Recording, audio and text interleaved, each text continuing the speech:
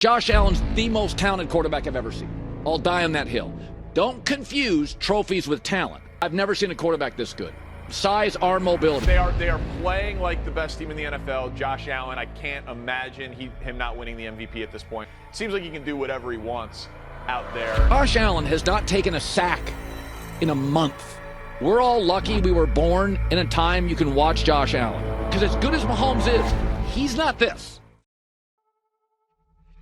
Josh Allen and the Buffalo Bills have been playing at an unprecedented level in the 2024 season, but with the road game in Detroit against the Super Bowl favorite Lions, surely it was going to be time that they got smacked in the mouth, right? Well, apparently not. They did the exact opposite. They punched them in the mouth. Buffalo marched into Detroit and turned the Lions' den into something of a playground. They scored 48 points, which was the most Dan Campbell's team has conceded all season long. Josh Allen and his teammates handed the Lions their first loss since week 2 and now find themselves as favorites for the Super Bowl with just 3 weeks to go until we reach the playoffs. At every turn, it honestly seems like the stars are just aligning for the Bills to win a Super Bowl this year. But how they got here is what makes their 2024 season that much better. This is a team that had been cast aside coming into this season, and even Bills fans will remember every doubter and their comments. Buffalo was written off, missed their window, regressing, outmatched even in the AFC East with the likes of Miami and the newly reformed Aaron Rodgers-led New York Jets. Add on top of that, when Stephon Diggs asked out and got traded to the Texans, the wheels were supposedly falling off the bus. Everyone was trying to point to a primary wide receiver for Josh Allen to throw the ball to, but had no luck and said that they had no weapons. Hell, on the other side of the coin, the Texans were lauded for their aggressiveness in the trade market, acquiring a wide receiver that would cement them as a Super Bowl contender in CJ Stroud's sophomore year. Everybody was saying that it was the Texans' time and that the Bills' time and window had completely closed. Let's not also forget that Gabe Davis also left in free agency, headed to Jacksonville, leaving another void in Allen's weaponry, while a once elite secondary was falling apart at the seams. Micah Hyde, Jordan Poyer, and Tre'Davious White looked like one of the best units in the game just a few short years ago, in a time during which the Buffalo Bills supposedly wasted their shot at winning a Lombardi trophy or even 2. All 3 of those guys found themselves either on other teams or out of the game entirely, leaving analysts wondering if those taking up their spots would be up to the task. Add to the fact that standout linebacker and Pro Bowl talent Tremaine Edmonds also took a hefty check to vacate the Buffalo scene in free agency, signing in Chicago as one of the league's highest paid players at the position. And once again, Buffalo was left in the shadows. And honestly, they were starting to get mocked for their refusal of trying to sign and get these players to return to their team. Because the big argument was that really because they were losing all of this talent and all of these guys, they wouldn't be able to compete with the likes of Kansas City, the Ravens, or even the Jets. Yes, we thought that the Jets were going to be better than the Bills. It's crazy. Fast forward to week 15 of this 2024 season, and well, there's plenty of people that have shut their mouths now and are pretty much just looking at their old comments thinking, wow, I am an actual dummy. The Bills team they proudly claimed were finished are now at the front of the race for the Super Bowl, seemingly on a collision course to finally overcome their lifelong demons. And I'm gonna keep it pretty straightforward with you because coming into this season, looking at this roster, it is by far one of the weakest ones that they have put together in recent memory. Luckily for them though, things on paper don't win football games. An MVP quarterback, elite level play calling, and an unmatched discipline and tenacity, that's what does. Not to mention the greatest fan base in football also. Josh Allen is doing more with less than he has ever had now in 2024. In the MVP conversation, it's over. It was signed, sealed, and as good as delivered at Ford Field with Allen's 362 yards and 2 touchdowns through the air with another 2 on the ground. It's absolutely amazing what the lack of ego in the wide receiver room can do for an offense, especially now that Josh Allen appears more dangerous on the ground than he ever has before. Just by my standards and from what I'm seeing too, he appears to be playing so freely, which could have everything to do with not feeling obligated to throw the ball to Stephon Diggs every now and then just to save on a sideline square off. Instead, the Bills have already met their 2023 season win total and have done so with an entire receiving corps making less money collectively than Stephon Diggs was making alone just last year. year. Khalil Shakir leads the team in receiving yards, emerging as one of the league's most underrated slot pass catchers. He came from the 5th round of the 2022 NFL draft out of Boise State, making barely $1 million this season against the Bills' salary cap. I mean, hell, even as we look at their roster right now and their wide receivers, their most expensive receiver besides Amari Cooper, who did they trade for this season, is Curtis Samuel at a hefty, or I'm kind of over exaggerating, but at a hefty $8 million for the season. And I did a little digging on just how efficient that is compared to other teams around the league as well, just so you can see how little they're spending at this position. Let's take the Miami Dolphins, for example, who have already been eliminated from playoff contention, but still have to play the next 3 weeks for basically nothing. Like, for me, it really seems that all this finger pointing was pointed at the wrong team in the AFC East, and nobody was even pointing or saying anything about the Jets all the way back at the beginning of the season. And I'm not saying that I thought the Jets were going to be terrible. I thought the Jets were going to be great also, but I wasn't sitting here saying that the Bills were also going to suck like many were. But let's look at the Dolphins roster, as they have the NFL's most expensive wide receiver room, with both big deals for Tyreek Hill and Jalen Waddle weighing down the rest of the roster, while the GM refuses to build anything resembling a starting offensive line. Even as we look at the Bengals too, they're spending $35 million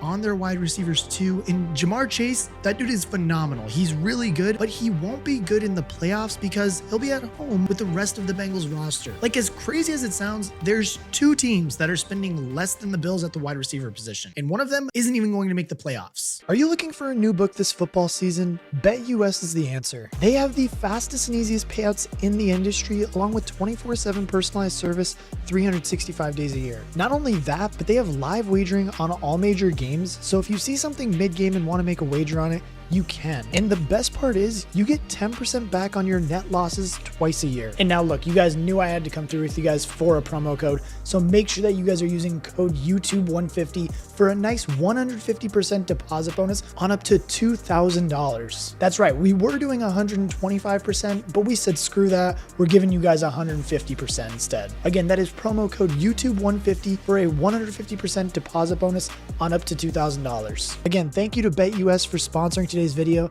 but for now, let's hop back into it. It's the Buffalo Bills and the New England Patriots, with the Patriots only falling below the Bills because they're at the stage 1 of a tedious rebuild, likely under a new coaching staff next year. Like, the Bills are the NFL's most in-form offense and have done so without needing a star besides the quarterback, scoring 41.7 points on average in their last 3 games while tying an NFL record in scoring during the road win over Detroit. And now, don't get me wrong, because I know they did trade for Amari Cooper and they do have that star receiver now, if you want to consider him a star, but they didn't even need him. Like, against the Lions, he had 0 targets and they still put up that many points against the Lions. That's how good this team is. Buffalo's 48-point performance marked the 8th straight game with 30+ points, tying the NFL record for that feat. And I fully expect by the end of the season too, they'll probably have broken it. James Cook deserves plenty of praise too, especially when it comes to finding the end zone. Somewhat surprisingly, his 2023 season culminated in just 2 rushing touchdowns, which was a disappointing marker placed alongside his 1,122 rushing yards on the year. But in 2024, he's doing much more with less, on pace for considerably less carries, but already notching 13 touchdowns on the ground. Like, that's an insane uptick in scoring for the Bills starting back, who's feeling less pressure with a better supporting cast of depth backs around him. The 2024 4th round pick in Ray Davis, who's shown at Kentucky before being drafted, has nearly half as many carries as James Cook does. He's averaging 4.1 yards per carry and has posted 3 scores of his own in relief, only adding to the narrative that this Bills team has great depth, is superbly constructed, and has done so without spending anywhere near as much money as several of its competitors. Bills GM Brandon Beane has built an offense that cost less than $89 million in 2024, and I mean, the quarterback room alone, including Josh Allen's contract, is over $33 million of that. Like, for context, the LA Rams offense totals $176 million, and the Chiefs is $156 million, with the Bengals rounding out at $130 million. Like, as crazy as this sounds, the Super Bowl window that everybody was claiming was closing might seemingly be just like cracking open right now. And if they continue at this pace too, that window may stay open for much longer than people considered. As is the case with any winning team though, the formula consists of many well-oiled ingredients. Joe Brady's play calling on the offensive side of the ball is every bit as deserving of a mention as the roster itself. The man responsible for Joe Burrow and the LSU Tigers' record-breaking season in 2019 is at it again, and whoever let him get his hands on Josh Allen in Buffalo needs needs firing. The young offensive genius made the switch to the NFL after gaining quite the reputation with the Tigers, signing a contract as the offensive coordinator with the Carolina Panthers under Matt Rule. And while that did fall apart in a hurry, he was let go, but the Panthers' loss was the Buffalo Bills' gain. Waiting in the wings and working with Josh Allen, Brady waited for another opportunity, and when the Bills fired Ken Dorsey in November of 2023, the switch to Joe Brady would elevate the offense in an absolute hurry. And I think one of the biggest gripes or many problems that people had with Ken Dorsey was just his willingness to want to run the ball and establish a run game. Whereas when we have Joe Brady, he provides much more of that balance in running and passing, and really is just keeping defenses on their toes and really not knowing what to have next. And because of that and why they're just so unpredictable, it's why this Buffalo Bills offense is thriving this season. Not only that too, but I mean, Sean McDermott must be reveling in this success too, because of course the job's not finished, but it had reached a stage where the noise outside was calling for his head, seemingly wasting the elite years of Josh Allen's career, falling short of the Super Bowl mark set for the franchise. And truthfully, I do think that had things gone poorly this year, he likely would have been out of a job, but a carefully reimagined Bills team has not only secured his position, but put him in line for a coaching award at the end of the season. Like McDermott, who predominantly is a defensive coach, has managed to unite this team and really just build a winning culture in Buffalo. And now don't get me wrong, because I know the defense definitely hasn't been perfect. I mean, they still have allowed 42 points in back-to-back games, but with the talent that they do have and the young guys that they do have, still being able to go out there and make plays and also being pretty damn close to being the 1 seed in the AFC, it is damn near incredible to see what they are doing. Like, I mean, they don't have a big name edge rusher making a top 5 salary at the position, nor do they feature a middle linebacker on a major free agent salary either. Like, I mean, honestly, they intentionally steered away from doing that with Tremaine Edmonds, but I mean, Von Miller does remain a great part of the defense, but in a reduced role with AJ Epineza and Greg Rousseau leading the team in sacks. And what's crazy too is they don't even have an elite or like great guy in the secondary. I mean, they do have some great players there, but they're just all so young. Like, it honestly might be their most inexperienced unit on their team. But that's the thing though, the Bills know what they've got and they're still making do with what they can and changing these guys to make them great players.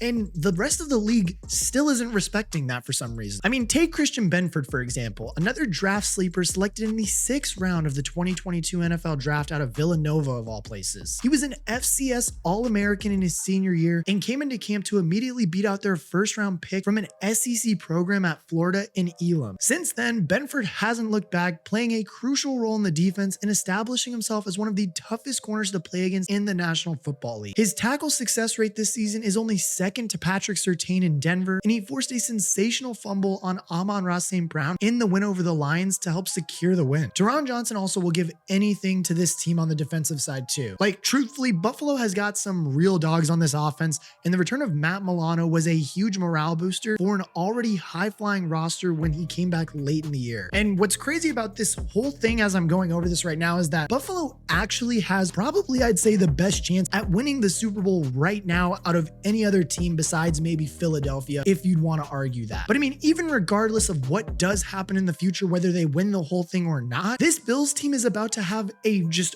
franchise-altering offseason this year that could honestly propel them into becoming the new dynasty of the NFL, which we're going to talk about in just a second. Screw it. I'm just going to tell you guys about it right now, because honestly, if they draft well and get some good secondary pieces in the upcoming draft, maybe even some linebackers and just some guys to really round out this entire already good team, then you might be looking at the new AFC favorite that's going to be taking the throne from the Kansas City Chiefs and, like I said, becoming the new dynasty of the future. And that's the thing too. That's why all these stars that are just seemingly aligning for the Bills, it just seems like they're destined to win the Super Bowl this year. Like, I mean, while every other team, even we're seeing the Detroit Lions with all the injuries they're facing and just all these other teams crumbling, the Buffalo Bills just keep on surging and winning. Like, I mean, even look at the AFC. The Miami Dolphins were supposed to be there this year, and they won't be. The Cincinnati Bengals have collapsed under the failures of an atrocious defense, and Joe Burrow will be watching from home as a result. Aaron Rodgers and the New York Jets never even got off the ground in true Jets fashion, and the days of Tom Brady and the New England Patriots playing big brother to Buffalo are already long forgotten. So then the question does remain, who does threaten the Bills in the AFC? Like, they've already beaten the Kansas City Chiefs this year, and our Mahomes has only lost this year, which is a statement in itself. That leaves maybe the Steelers or the Ravens, or you could even argue maybe Houston, but all of those teams the Buffalo Bills feel far superior to at this point in their season. Like, I mean, should they finally make it to the Super Bowl, which would be their first since the dreaded 4 straight losing streaks in the early 90s, they might finally be ready to lift the fateful curse.